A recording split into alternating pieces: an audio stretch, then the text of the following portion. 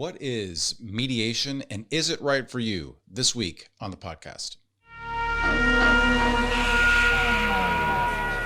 This is the Wedding Industry Law Podcast, a podcast dedicated to wedding professionals that are just trying to keep it legal. And now, your host, Rob Shank. Hello out there, welcome back to the show that is the Wedding Industry Law Podcast. My name is Rob. I am going to be your host for this episode. We're going to be talking about mediation, mediated resolution to disputes between yourself, the wedding professional, and your client. And this topic came to me because I mediated, or I was a part of a mediation the previous Friday. So a couple days ago, it was not successful, unfortunately.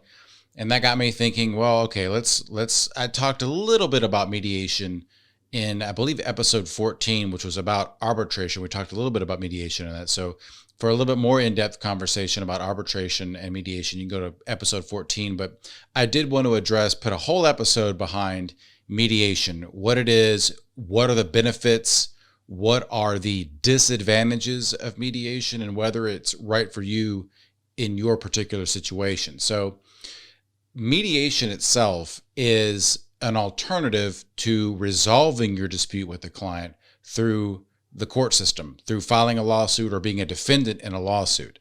The mediation is a way to just bypass all of that and try to resolve it outside of the court. Essentially, what you're doing is you are paying an independent neutral, the mediator, to try to get you guys, and when I say guys, it's unisex, try to get y'all on the same sheet of music and try to get the dispute resolved. In other words, you're paying somebody to try to bring the two disputing parties together.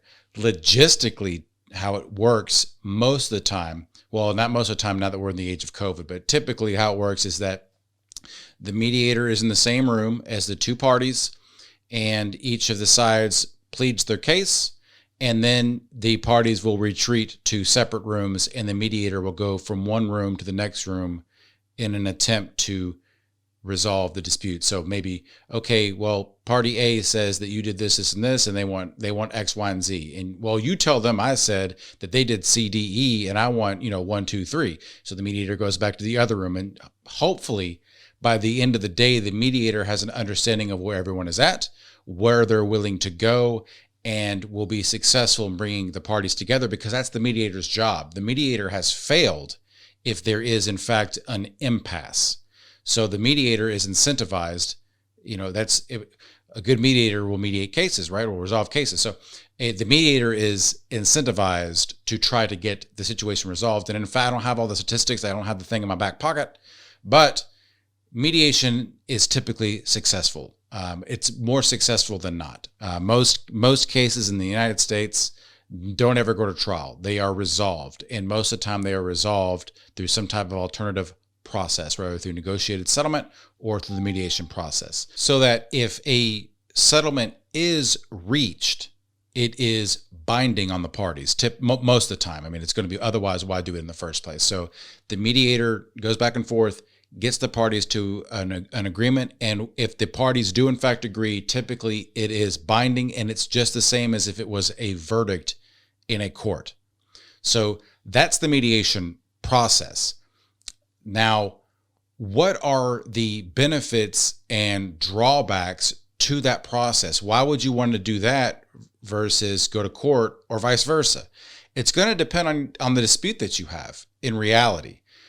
So if you've got like a trademark dispute between you and another company, maybe based on what I'm going to tell you, that might be more apt for mediation versus a dispute with a client over X amount of money. Mediation might not be good. We'll see. So let's go through these benefits and drawbacks, and based on your specific situation, you might be like, Rob, I think that it might be a good idea for me to mediate, or it might not be a good idea for me to mediate. So here are some of the benefits. Now, benefit number one of mediation is typically it's going to be faster. In other words, you will get to a mediated settlement much faster than you would to a verdict or some type of award in court. And I would argue that that is a fact regardless of whether or not you're bringing your claim into your regular general jurisdiction court or your small claims court, wherever you may be. Because typically, and don't quote me on this because I'm not an expert in all 50 states, but most of the time, the docket of the small claims court moves much faster. The docket of the general jurisdiction court where typical claims are adjudicated moves much slower. Oh my gosh, it's so slow. It could be years before a breach of contract dispute is heard by a judge or a jury. So the mediation process, even if your alternative is small claims court, is probably going to be much faster. And when I say faster, it's typically based only on when is the mediator available. And that could be tomorrow. So if you have a dispute with a client, if you have a mediator in mind, or if you've got whoever it is, if you call them up and go, hey, Miss Mediator, are you available next Tuesday? Yeah, I am available next Tuesday. Then there's a possibility that your dispute could be resolved by next Tuesday. If you go down to the courthouse and file a lawsuit against that same party in your general jurisdiction court, you will have a resolution in the way of a verdict in 18 months to 2 years, depending on how busy the docket is in your particular jurisdiction. If I filed suit in Fulton County right now, the fastest I believe that I could absolutely get to a jury would be 2023 as with COVID now. No way am I getting a jury or even a bench trial in any time soon. So mediation, probably faster, almost certainly is going to be a faster way to resolve your dispute. Second benefit to mediation is that the mediation process is confidential. And I mean confidential in two ways. The first way is if you provide the mediator with information or you say something in mediation, it stays there like Vegas. And that's the first confidential that I mean. And that's important because you want to be able to speak freely to the mediator because the mediator needs to know information in order to bring the parties close together. The second part is you don't have to worry about most of the time what you say ending up in court. In other words, it's confidential in the sense of they can't use what you say at mediation against you later on in trial or in some deposition. They can't say, well, you said this in the mediation. Mediation is confidential. It will not be entered into evidence in some later adjudication most of the time, almost all the time. So I'm going to put my little caveat there, like certain states are different, but most of the time it's confidential, both in the sense that it can't be held against you and it's not getting out there for later use. Okay, confidential. The next thing is, and this is kind of in my opinion, this is the selling point, is that mediated settlement is far less risky. In fact, it's zero risk, essentially. It's less risky and you have ultimate control over how it ends up. Now, what I mean by that is that you could have the most slam dunk open and shut case, which whenever I hear a potential client say that to me, I walk away. That's a red flag. There is no such thing as an open and shut case. I don't care what it is. I don't care if you've videotaped the client, they're on tape defaming you or kicking your puppy. There is a defense to that. The jury might not like you, even though you got your videotape, even though you got, everything documented that the other side did something wrong. They might not like you and they might not give you that money. No such thing as open and shut. So there is going to be risk no matter how strong your case is. So the mediation gets away. There is no risk essentially because the resolution is strictly up to you, whether or not you settle that case. The other component of that, when I say you have control over the outcome, typically in a breach of contract case, you are, or your attorney will be limited to what you can ask for. So typically you're asking for some type of damages, blah, blah, blah. And even that is going to be restricted by whatever the law of your state is. So you might be restricted to X amount for attorney's fees or X amount for breach of contract or X amount for compensatory damages for something. Doesn't matter. That verdict form is going to say that. You'll be limited to the law, and it'll be put on that verdict form and like, okay, I'm owed $0 in attorney's fees, $5 in compensatory damages, whatever the case may be. So you're limited to what the law is. With mediated settlement, you can, it's almost like you're entering into a contract. The mediator is helping you enter into a contract. So you can do things above and beyond what the law would allow you to ask for in a trial. So you can not only be like, okay, you're going to give me $1 in attorney's fees or $5 in compensatory damages, but you're also going to not defame me.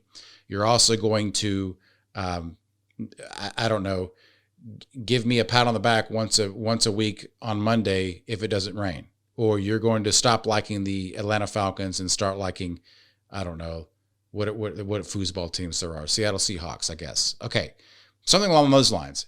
You can make a pact, a new agreement, so to speak, which you could not do typically in a court of law.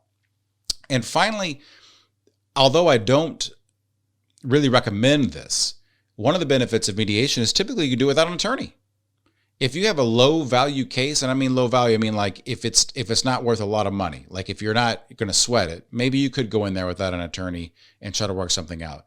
Typically in a general jurisdiction trial court, you're going to have to, your business is going to have to be represented by an attorney. We'll deal with that in another episode.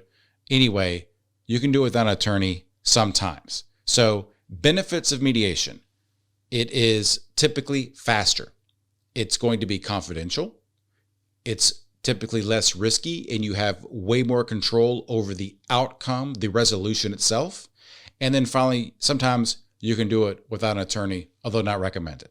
Now, what are the drawbacks? What are the drawbacks to mediation? Because it doesn't sound like there's very many. There are. Now, and again, this is what I talked about in the arbitration episode. In my opinion, it's up to you to determine what the maximum value of your case is. If your case where you're saying this client owes me X amount of money, or maybe I am liable for X amount of money, potentially.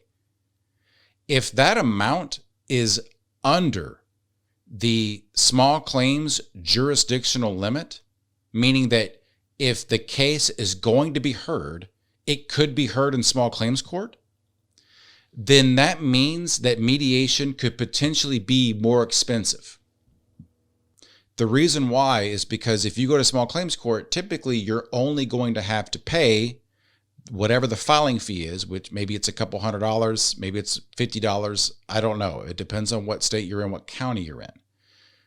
That's an expense. Then you got to serve the party with the lawsuit, with the sheriff or the private process server, however it works in your state. You might be able to mail it to them. I don't know. That's between $5 and $50. Okay. Then typically that's it. That's the bar to entry into small claims court most of the time. You get on the docket, you tell the judge your case, you get a verdict. In mediation, you are paying someone for this. And that could be anywhere between $100 an hour to $1,000 an hour. I don't know. Mediators, I feel like in my circle, mediators are kind of like the new financial planners. Like if you say anything about, man, I wish I could mediate this case, 16 different people are going to come out of the bushes, come out of the woodwork and go, I would love to mediate your case. That's just the name of the game. So there are mediators that, like I said, charge $12 an hour. There are mediators that are $1,000 to $2,000 an hour. That is an absolute fact. And so typically how it works is the parties will split that fee. And if your mediation lasts all day, you might be out of pocket $1,500, $2,000, and your case was only worth $2,000. Not worth it.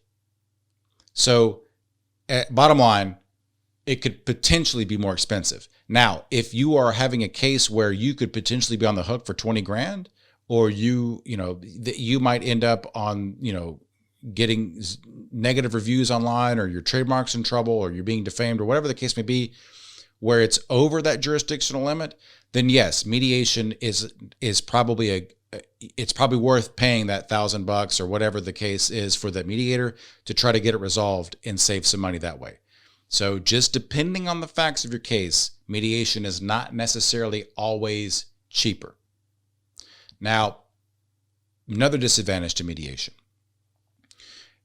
The settlement that is binding on the parties, if you guys have come into an agreement and all right, yay, and you're high-fiving each other in the mediation room and you've come to a settlement agreement, what happens if they don't agree to do it later on? Like if part of the term is I'm going to cut Wedding Professional a check for $15,000 on February 29th, and it's February 29th and they don't cut you that check, what do? You're essentially in the same situation you were before. You still will have to go to a court to enforce the settlement agreement, because essentially if the party does not abide by the settlement agreement, they are in breach of contract, and you're right back to where you were if it was a breach of contract thing in the first place. So you got to file the lawsuit, breach of contract, and you have to get the court to enforce the settlement agreement. So there is no real mechanism for enforcing the settlement agreement. All right.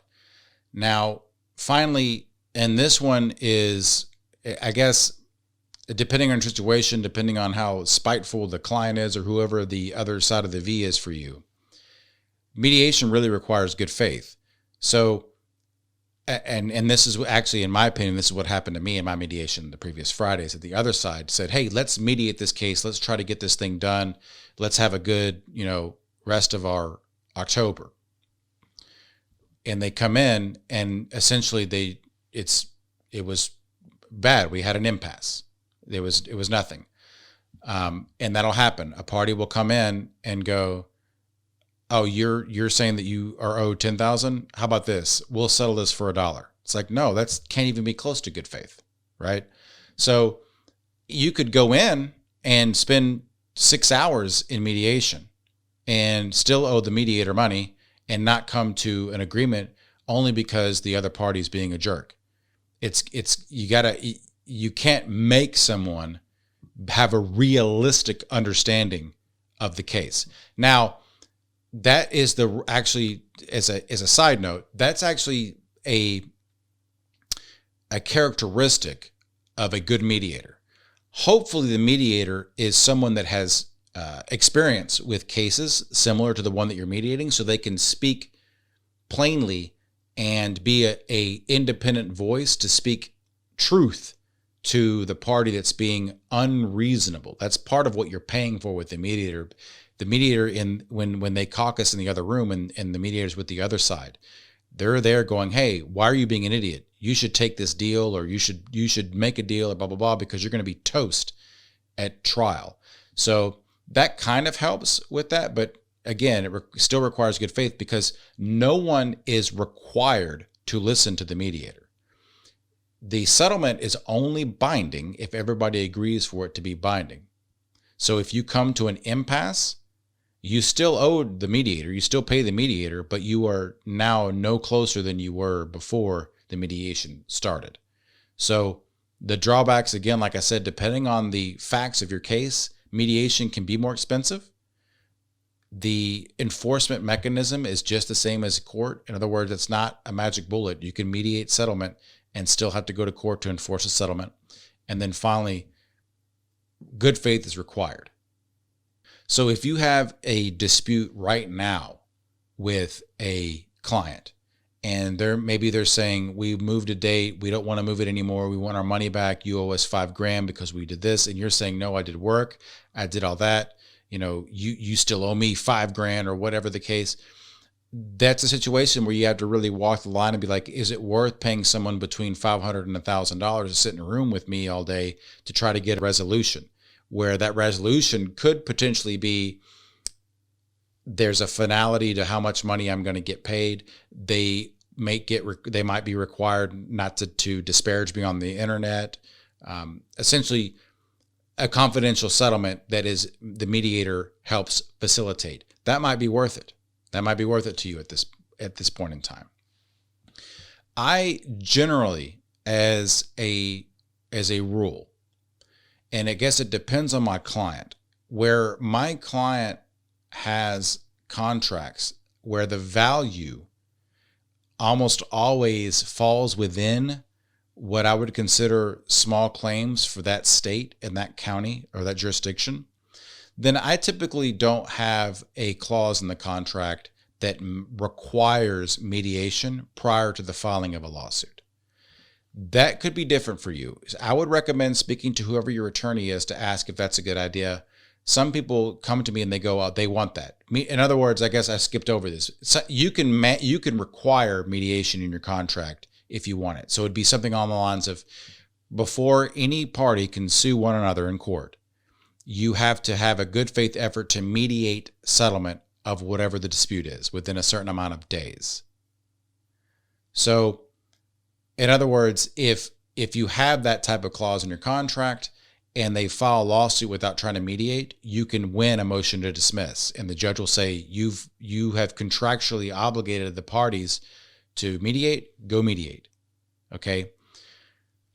Again, because at least in many of the jurisdictions where I work, you're paying more to the mediator than what the case might be worth, I typically don't recommend it. So, but that does not to say that mediation is never a good idea. It is a good idea in a lot of ways.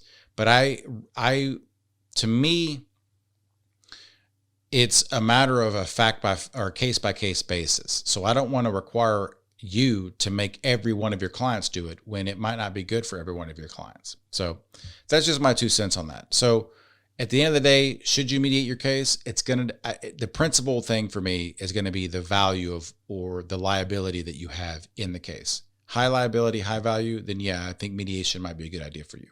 If not, go to small claims. So I hope that you found this episode enlightening, informative, filled with golden nuggets, as they say. New episodes of the Wedding Industry Law podcast come out every week on Monday. If you have any suggestions for topics that you want to hear covered in future episodes, please let me know. Reach out to me online on Instagram or leave a comment in the YouTube. And I think that's it. Man, I always say it's a short episode, but it's not, because I talk and I just lose track of time. So anyway, hope you enjoyed it. With that, folks, we'll see you next time. Thank you for listening to the Wedding Industry Law Podcast. This podcast is intended for general information only.